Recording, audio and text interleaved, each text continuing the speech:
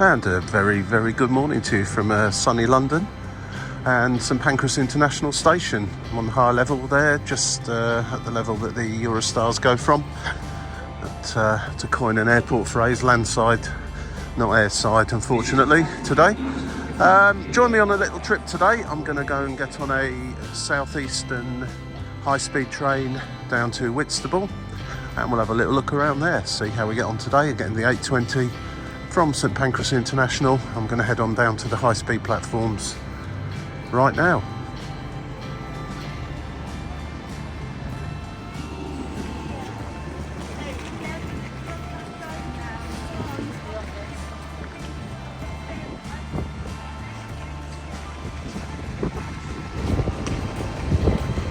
Southeastern high-speed trains depart from the high-level platforms, same as East Midlands trains, with the Eurostar sandwiched in between and in a more secure area because they're, of course, going overseas. So it's on this side of the platform, call this the east side, is where you'll get your train. That's the 0820 Ramsgate via Faversham, and I'll be getting off in Whitstable. I've never been to Whitstable before, so I'll have a little read up on it when I get there, make sure I don't miss anything, and let's see what sort of trip it is. First of all, let's get there on Southeastern.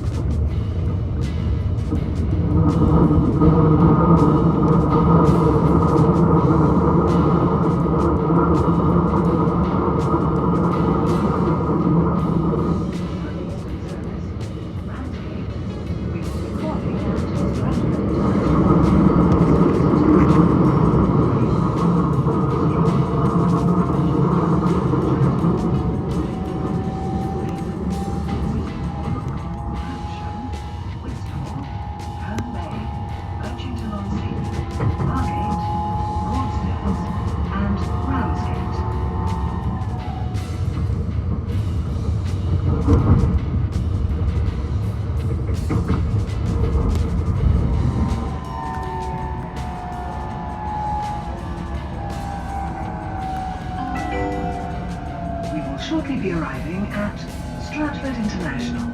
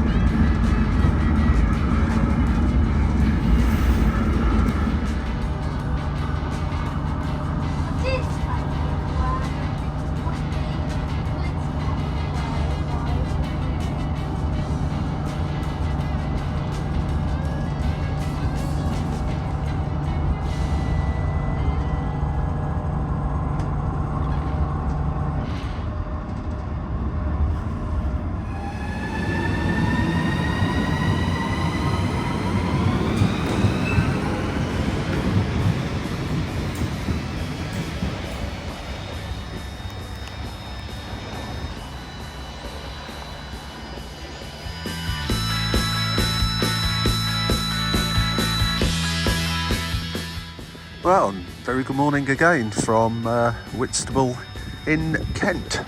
Now, I've never been here before, so I'm just going to have a general stroll around, see what I see. But two fun facts that I noticed while I was on the way.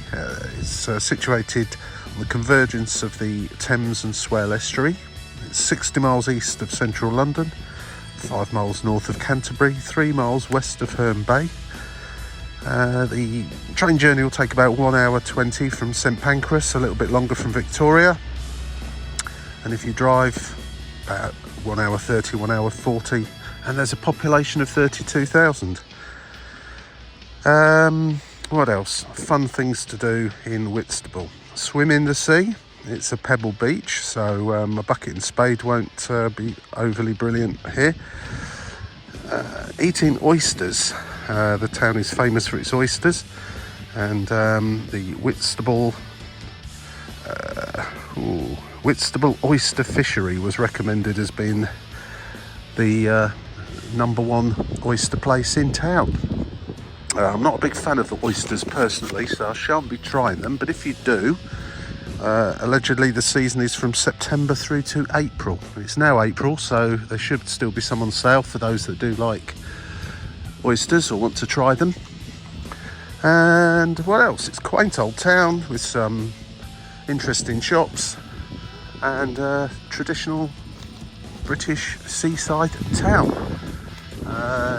So just round the coast from here you've got Margate, Ramsgate, Herne Bay, and one or two other places. The Kent coast is really nice, but this is one part of it that I've never been to before. So come along, let's have a walk, let's see what we see, and I'll come back to you when we get to the seafront, which looks to be about half a mile or so from here, I think.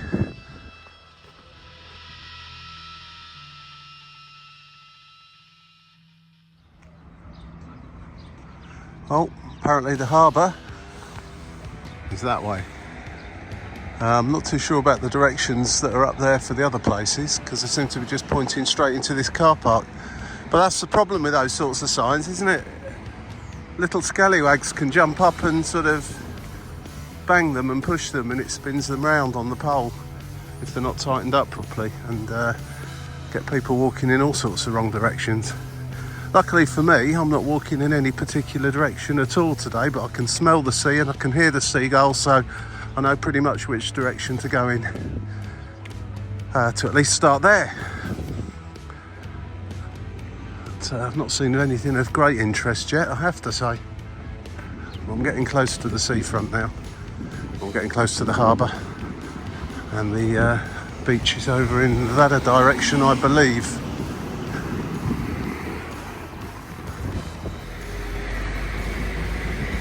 Well, two things. One, there's no signpost as to where this path's going to, so I'm going to go down it, as you do. And I think one of the local fish and chip shops, I see, it's a cut through to the harbour. I think one of the local fish and chip shops has just fired up its ovens, because there is one beautiful smell wafting around here. I think that's where I'll be going for my lunch shortly. Right, let's get down here, have a look.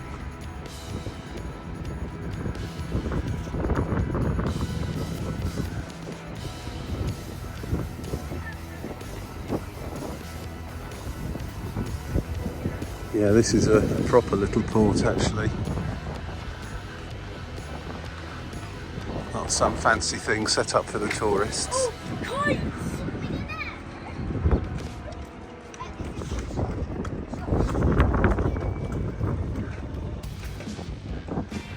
There's a beautiful smell of fish and chips around here somewhere, coming from somewhere. Wow.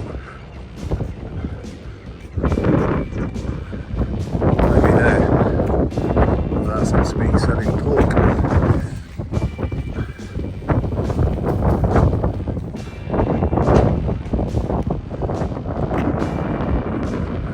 Lots of old fishing boats down there. Oh yeah, this place is definitely worth a visit. It's close to Canterbury as well, so you could probably do both in one day if, well, certainly spread it over 2 days. Canterbury fairly soon. Crab and Winkle.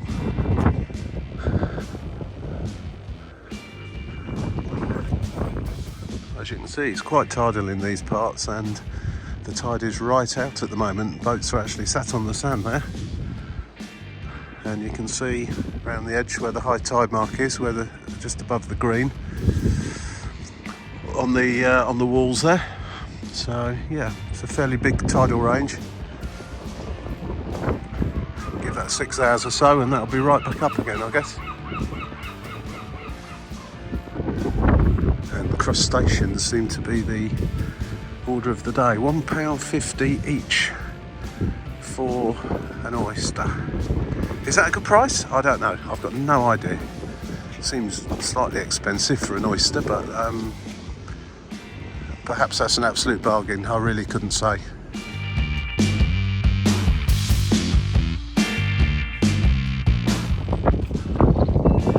And right out there you can see the oyster fisheries, and I see a tractor in the water there. Looks like they're harvesting oysters as we speak.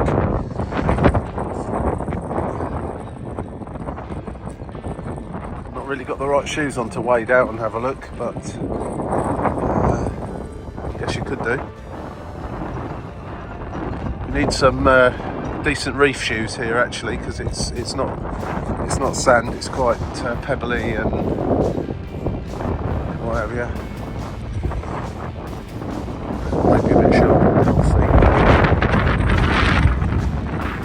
Right, we're just there. That's the Isle of Sheppey. As I recall, there's nothing too much remarkable about the Isle of Sheppey, apart from the fact a ferry company called the Swale Line used to operate from there to Vlissingen in Holland back in the day. I'm not even sure if there is a ferry service from there anymore, but certainly the Swale Line doesn't exist.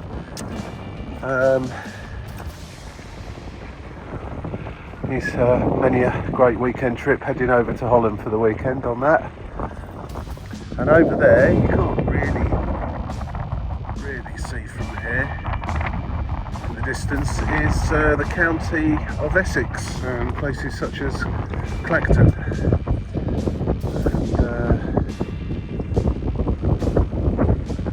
Can't really zoom in any further on those, but if you know, you know what they are. Right, it's probably not the best part of the beach for sitting around on, and the tide is a long way out here, hence the reason they're out there harvesting the oysters. When the tide comes in, they'll be completely covered.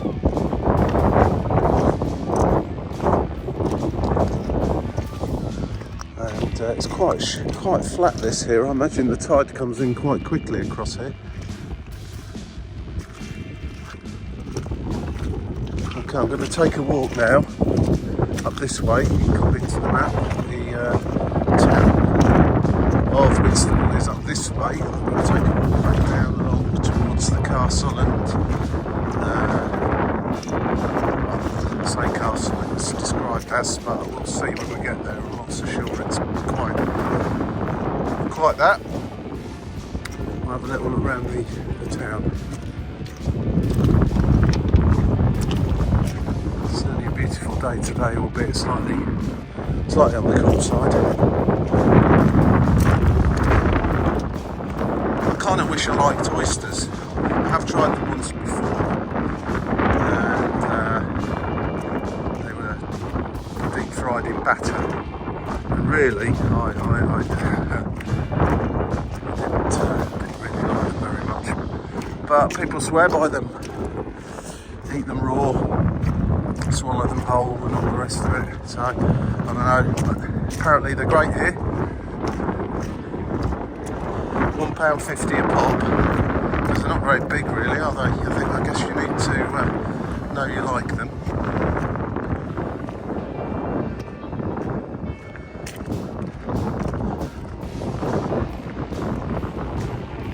Something about the sea air makes you want to eat fish and chips.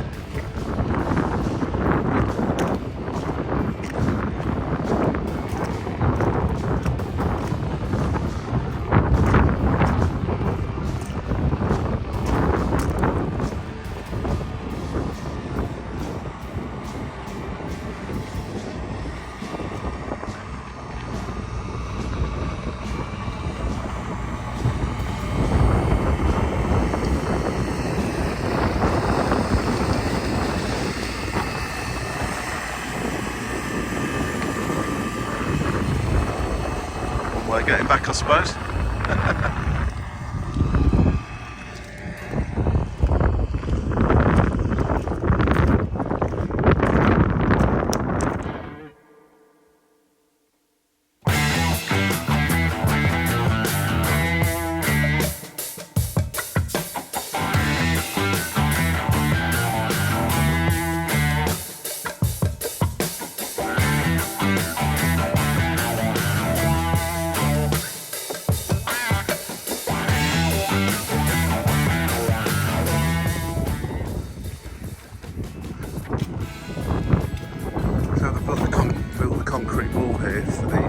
High tides and rough sea, so it's smashing in and coming into these beachside huts, converted fishermen's huts from £75 per night. Wow, that's from.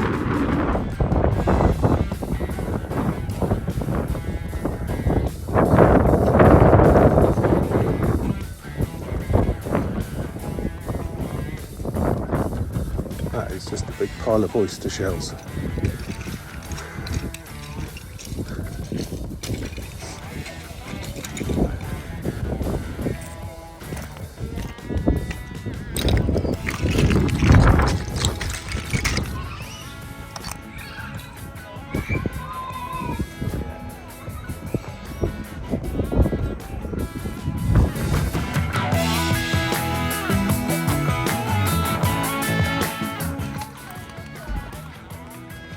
Yeah, it's an actual floodgate here to stop the town from flooding, because when you look down here,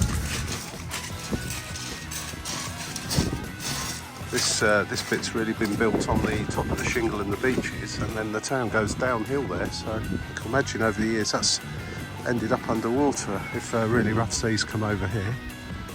But yeah, there's floodgates.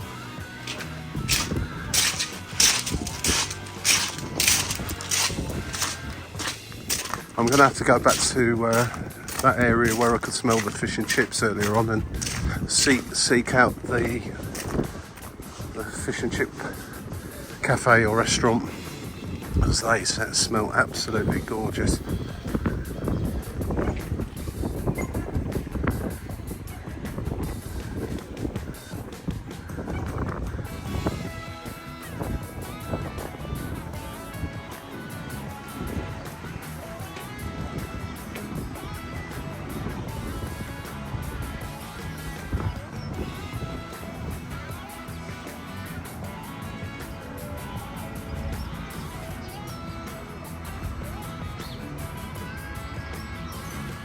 Kind of reminds me of Broadstairs in a way, although Broadstairs has got a sandy beach. Broadstairs has got an absolutely beautiful beach, and probably if you bring in Litlands, it'd be better. You'd be better off going there.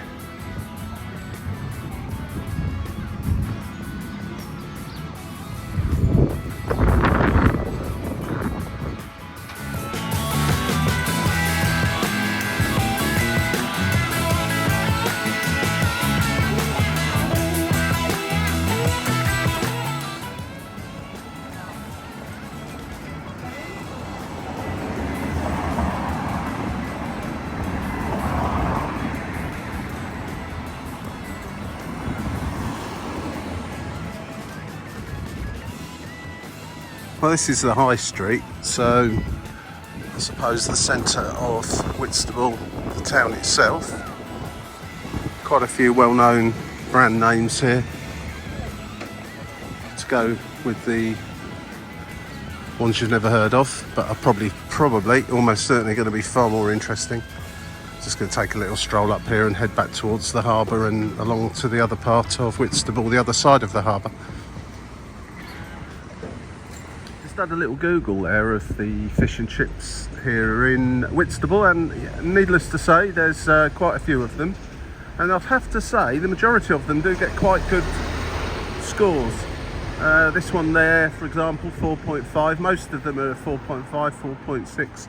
A few teeter down into the 3 point whatevers. So yeah, jump onto Google, but certainly there's a couple out on the front that get high ratings as well. Notice that one there's sign in the window, cash only, which can be a bit of a nuisance this day and age, but there you go.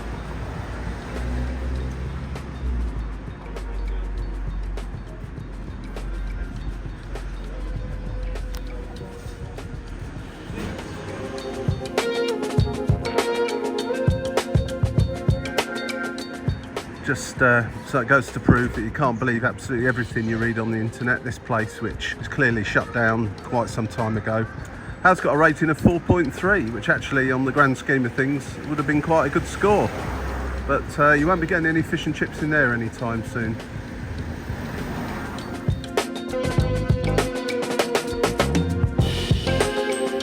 This is something you don't see very often these days. Proper record shop.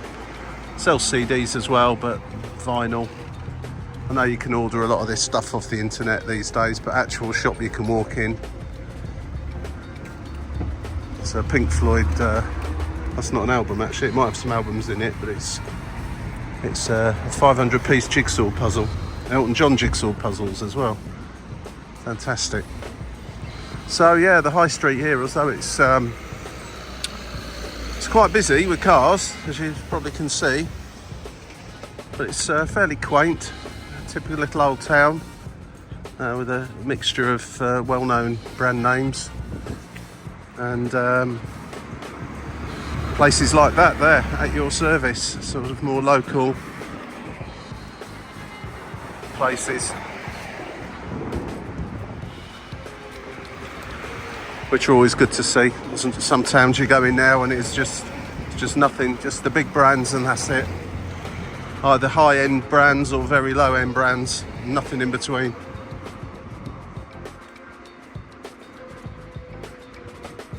Yeah, it seems to have a bit of everything actually. Traditional fruit and veg stall over there as well, which is good to see. And a theatre.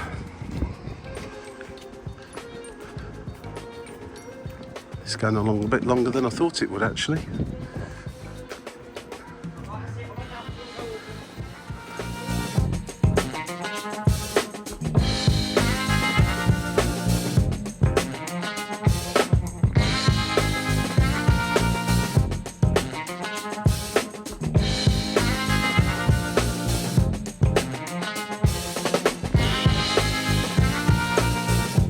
I've got that sort of just about to leave town kind of feeling now. Reached the area where the library is situated. Things like salons, hair salons, hairdressers, traditional Turkish barbers, 2 of them opposite each other, and a tattoo shop and that kind of thing. So yeah, I'm going to walk back towards the centre of Whitstable now. This is really the road in and the road out, I think. It's certainly quite busy. Now, there you go, there's a Wetherspoons. Now, that looks like that used to be a cinema or a theatre. And as many of you Wetherspoons aficionados out there probably already know, they do tend to take over a lot of weird and wonderful old buildings to turn into pubs. And they've got quite a fan club. They've got a website that's a bit like train spotting and plane spotting. You can go Wetherspoon spotting to the biggest, the smallest, the quirkiest, and this, that and the other, all around the country. Loads of them, absolutely everywhere. Good thing maybe, bad thing possibly, but certainly a lot of the Wetherspoons pubs are interesting in their own right, which is for me quite a good thing. Whether it's a good thing for pubs in general, I don't know, but anyway, there you go. That looks to have been a Wetherspoons that used to be a cinema or theatre. Maybe someone could comment and tell me what it actually was, but it certainly looks like that. Plenty of these shops about here as well, which are always quite interesting. Knickknacks and antiques and stuff like that, collectibles.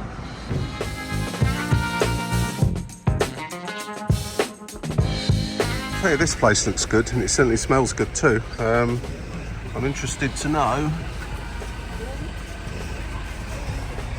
what a blob man is like. In fact, there's a naked blob Presumably something similar to the gingerbread men, which are just next door. I'll have to pop in back here a little while and grab one of those. I think I won't go for the naked blob, I'll go for the blob man. Seem to have more icing. If you get my drift. Gosh, it's a noisy high street though, I will say that. It's a lot of clattering and banging and vehicles bombing up and down. I'm gonna go and see if I can find somewhere a little quieter, grab some fish and chips and then go back for my blob man later on. Looks like the kind of place that probably sells out though, so I better not waste too much time doing that.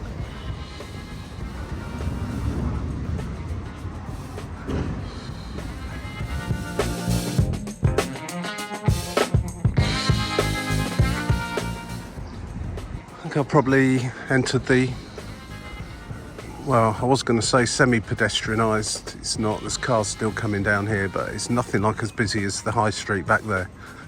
This is a lot quieter along here.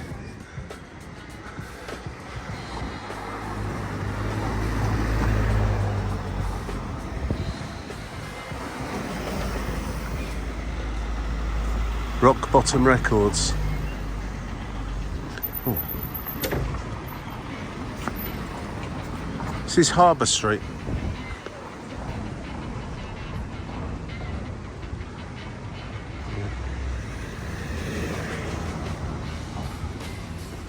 Yeah, it's just got an altogether more relaxed vibe about it along here.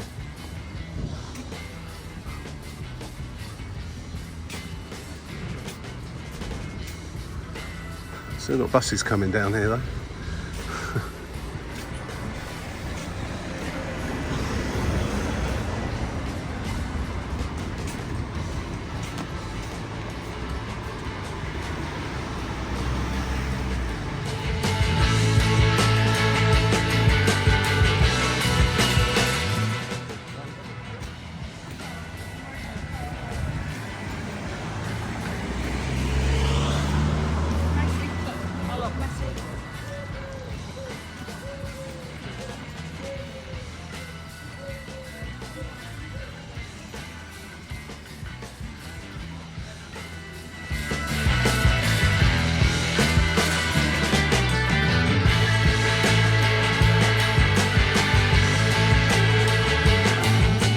I'm back to the harbour again where I started an hour or so ago, and of course a lot more of these food places have opened up now, a lot more people about, and as you can probably see there, the tide's come in a bit because those boats are about to start floating again. I was sat on the sand earlier on, if you recall. Right, I'm going to head up this way, see what there is in this direction.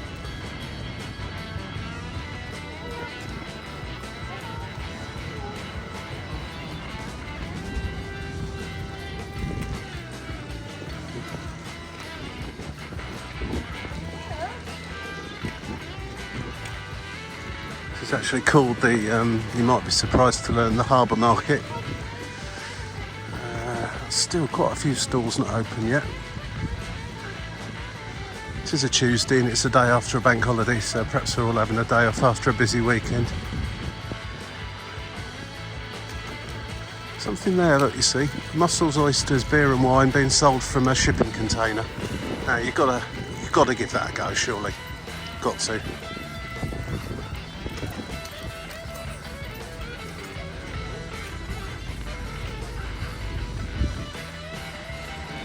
Guess the beach is this way then.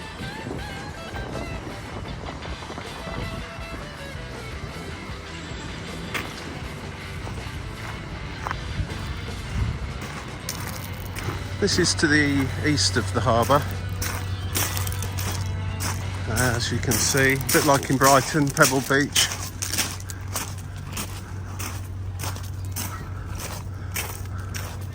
Very strong tides here as well.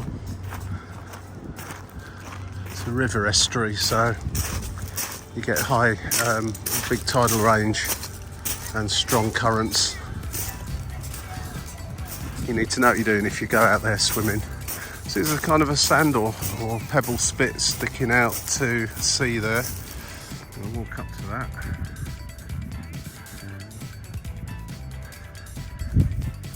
You don't want to wander out there too far when the tide's on the way in, which I think it is at the moment, so you've got to be a little bit careful you don't end up to your knees in a couple of minutes.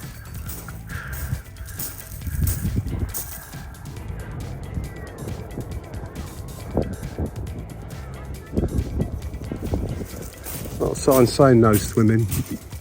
I'll say that's probably good advice.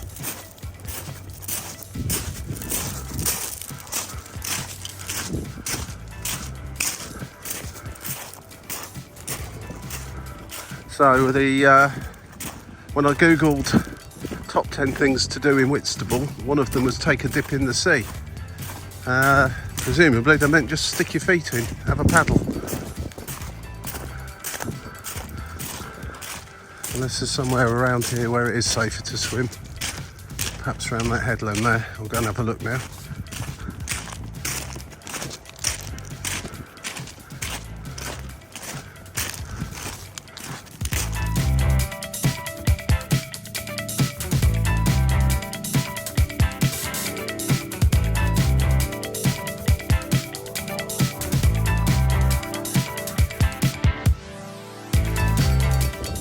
I don't know if you could read that sign there, but apparently this is part of the Oyster Bay Trail. It doesn't look particularly long, it's for cycling down really. But you can Google it, just Google Oyster Bay Trail, Whitstable. I think it essentially takes you to Herne Bay, which is the next place along from here. And that's that really, but might be of interest to somebody if they want to bring their bike on the train. Or in the car and then go for a little cycle around. That sand spit's getting smaller and smaller over there as the tide comes in.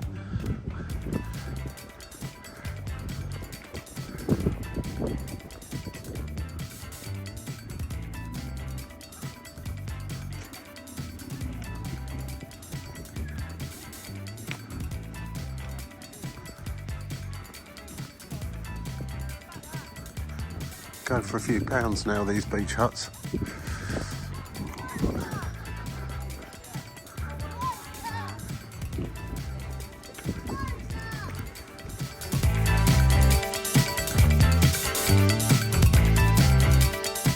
Yeah, that's sand and pebble spit is getting smaller and smaller as the tide comes in. Right, I've made a decision here. I'm not going to walk back into Whitstable from here. I've come about a mile down the coast, down the beach. What I'm going to do is walk to there in the distance. That's Herne Bay. So I'm going to carry on, jump back on the train to London from Herne Bay. The wind's behind me. The sun shines in my face, so all is good. Apparently it's going to rain later,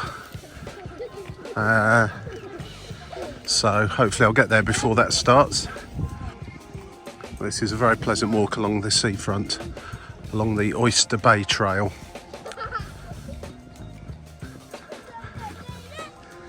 The Whitstable Castle and Gardens, which are up there somewhere, we'll have to wait until another day.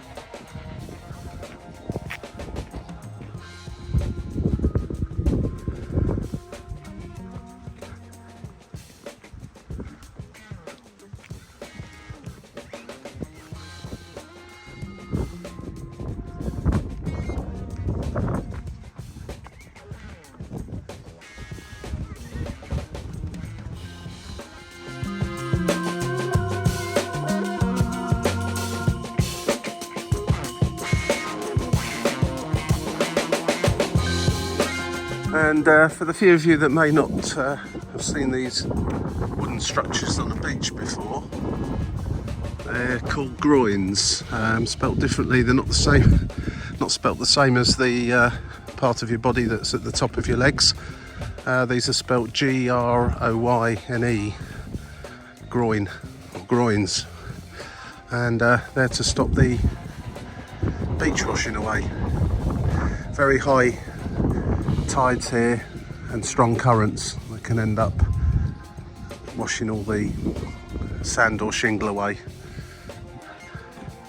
and causing problems with coastal erosion. So to keep the beach in place, they put these up, and there is a heck of a lot of them here, which just goes to show how much of a problem it is here. You do see them, they're on the beach at Brighton, one or two other places around the country, but here there are lots of them. But I'll tell you what they are good for. On a slightly cool day when the wind's blowing, they make great wind shelters.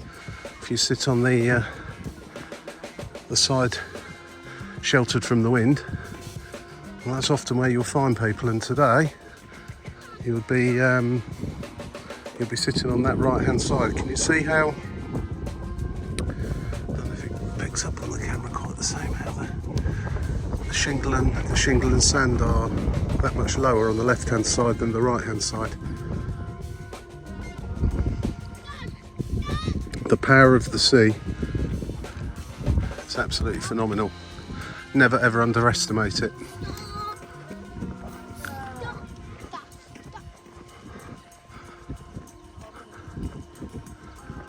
Glad I've made this decision to continue walking towards Herne Hill rather than back into Whitstable. I think I saw enough of Whitstable. That's some Whitstable up then. Yeah, quite a pleasant little seaside town. Very busy, quite noisy, a lot of traffic, some interesting shops, some interesting independent food outlets, and one or two well-known names as well.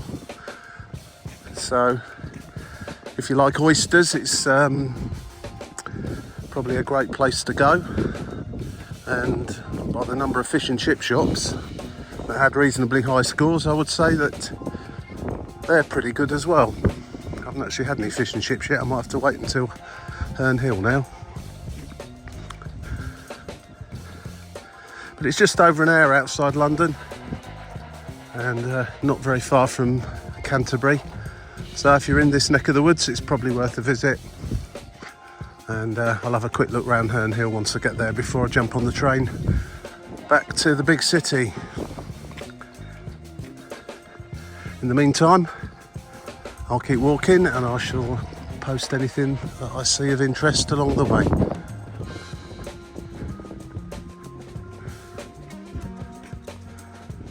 For those of you that are interested in either acquiring a beach hut or just about them, I just had a look. This is Tankerton Beach. I nearly forgot them for a moment, which is somewhere halfway between Herne Bay and Whitstable.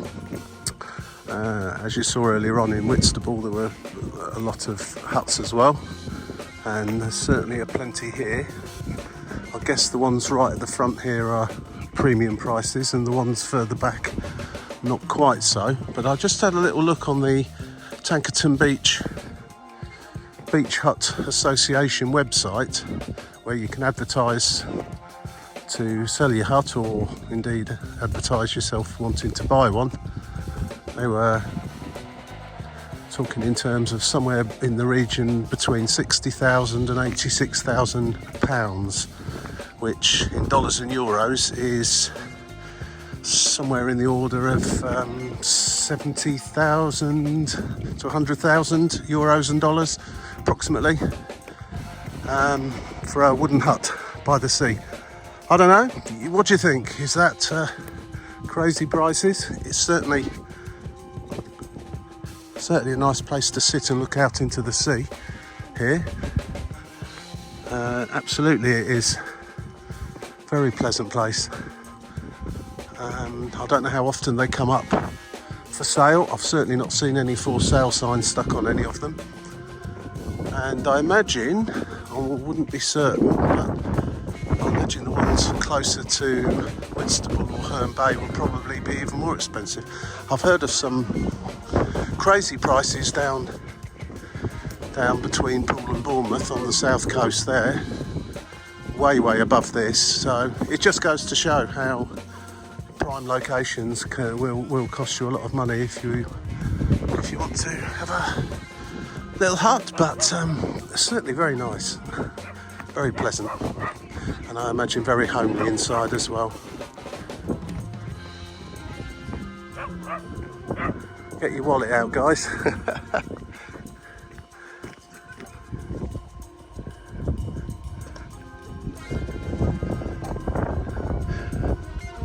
Herne Bay Sailing Club.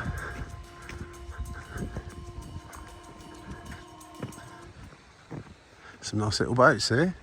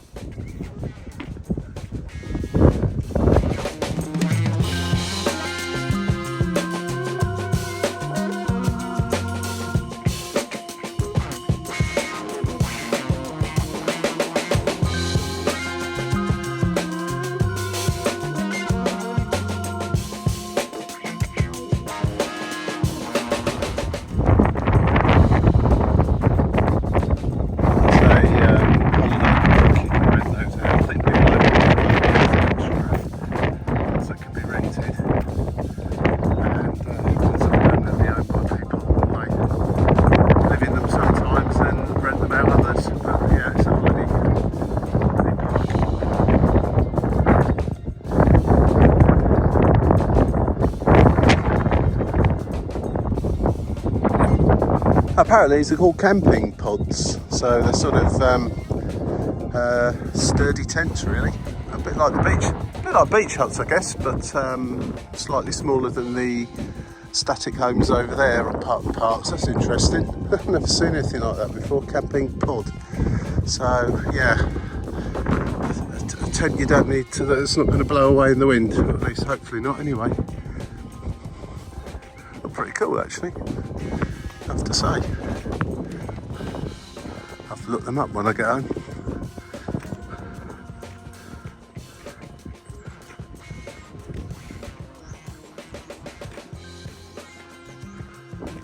Do you know something, guys? There's just nothing better, is there, than to walk by the seaside with someone on your own, listening to music, just being in the moment, whatever suits. Well, this holiday, what's the word? Not camp, holiday centre. It's called Seaview. There we go. There's a sign for it there. Last few pictures available. Luxury lodges from £130,000.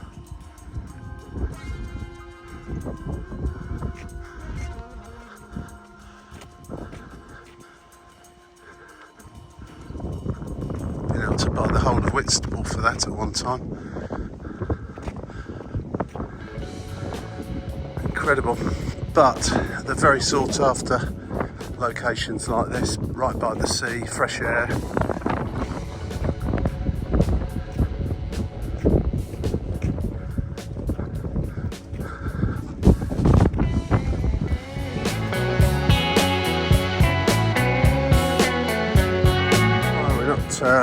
Too far from Herne Bay now. This is called Hampton, and I think it's just essentially part of Herne Bay. So I'll be walking up to the headland there around the corner into Herne Bay itself, and we'll conclude at Herne Bay railway station in around about 30 minutes time. It's been a beautiful walk along here, I have to say, so far. Ideal weather for it. Sunshine, cool breeze, just lovely.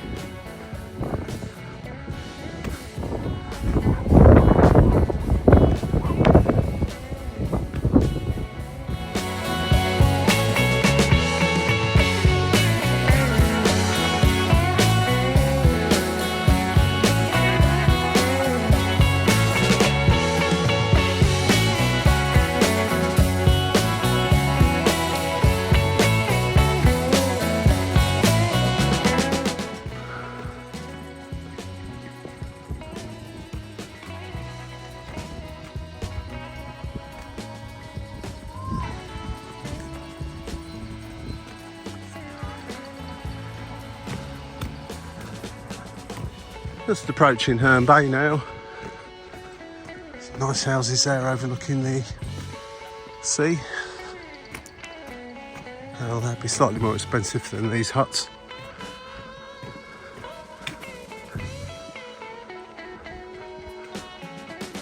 And how often he has to repaint that house with sea air blowing in all the time. Soon start flaking.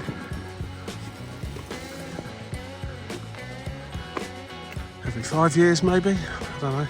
Bit of flaking on the front there.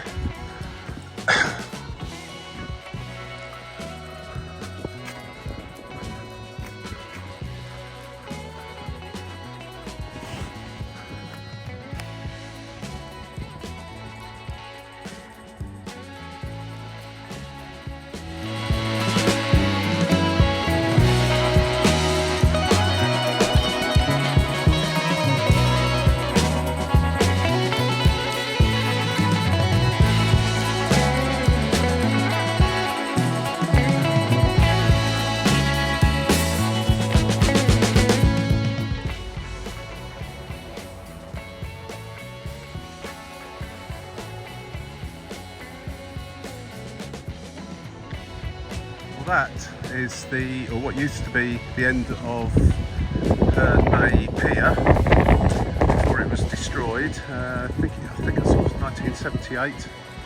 It was connected to that where the fun fair is, and you used to be able to get boats from the end of there, steamers.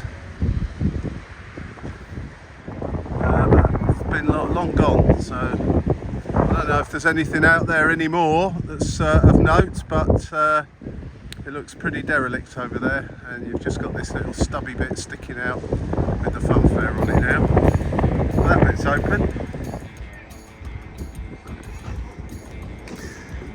Yeah, I mean, Herne Bay is clearly a different sort of traditional seaside town here in England.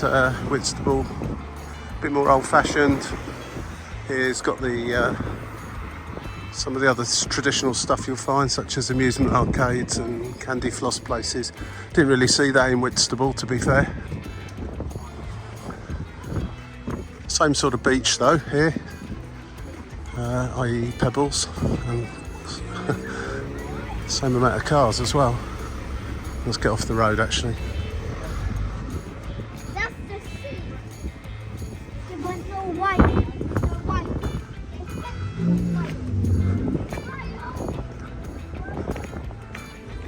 Oh yeah. This is not quite as busy, but a bit more like its compatriot over the water there in Essex in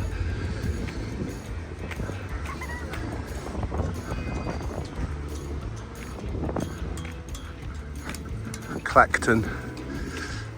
The Clacton is probably bigger than here, but yeah, it's quite a bit busier down here as well, certainly on the beach, although of course it's a bit later in the day now from when I first started off in Whitstable, and has warmed up a little bit.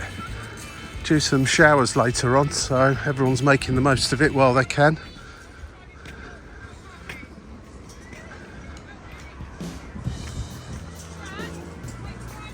You can always go in there if it starts raining. That will very, very quickly empty your wallet out. Nice little beach though.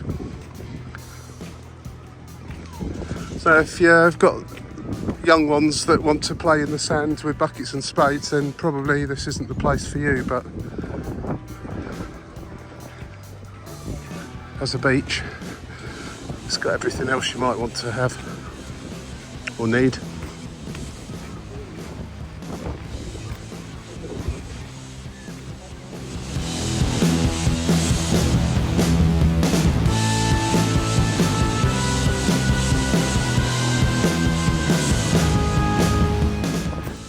Yeah, it's really rather pleasant here. It's another place I've never been to before, I have to say. I've been through on the train times, but never actually got off and had a look around here. So today's been great actually. I was only intending to have a look around Whitstable, but you know how it is. You start walking, you head off in a particular direction, and next thing you know, you're in the next town. Quite pleasant gardens over here as well.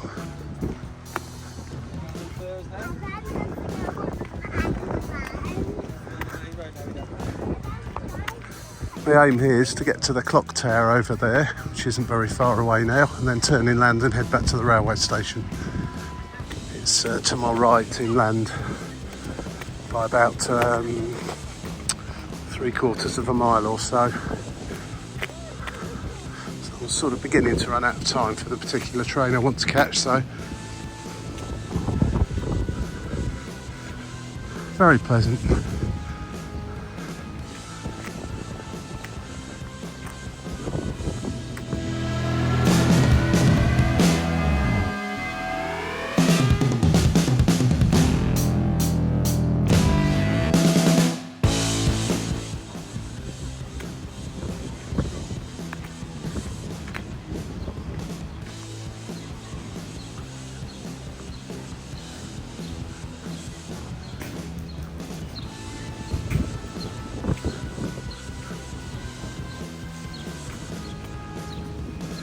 Maybe on that stage at the moment. What do they have on there then?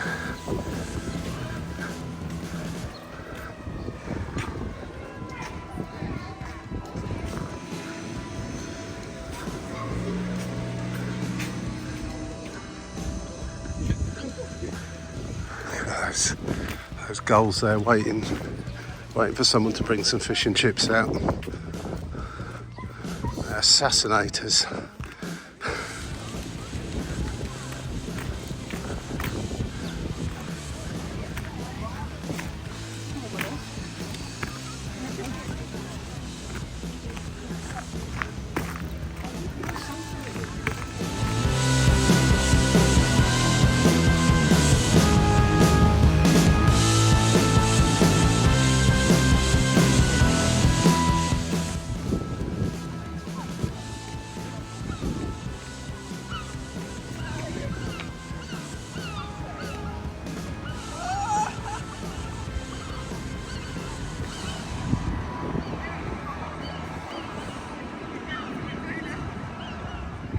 Oh, goodbye Herne Bay.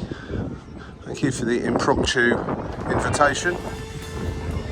Fish and chips doing a roaring trade right on the front there. Just walk back along the way I just came on the other side of the road now and turn onto Station Road. That certainly does what it says on the tin, I guess, and should lead me straight back to the station.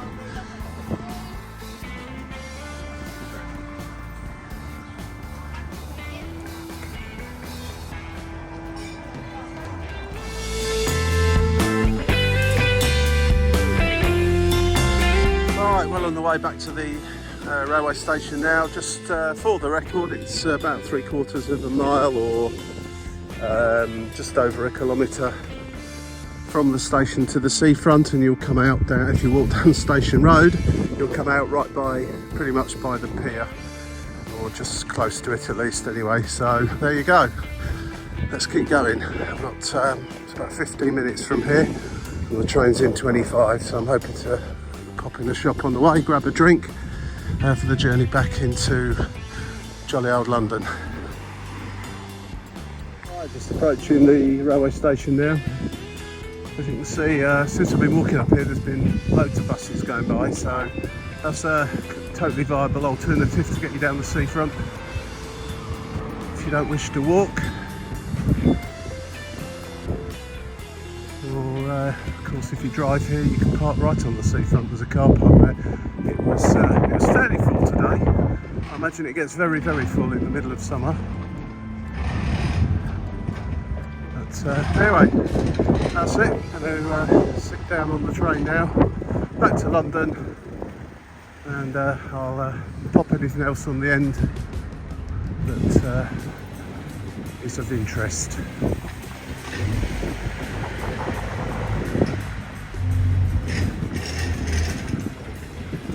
Tuesday, Wednesday, Thursday, 2 courses, £9.95. So, pub.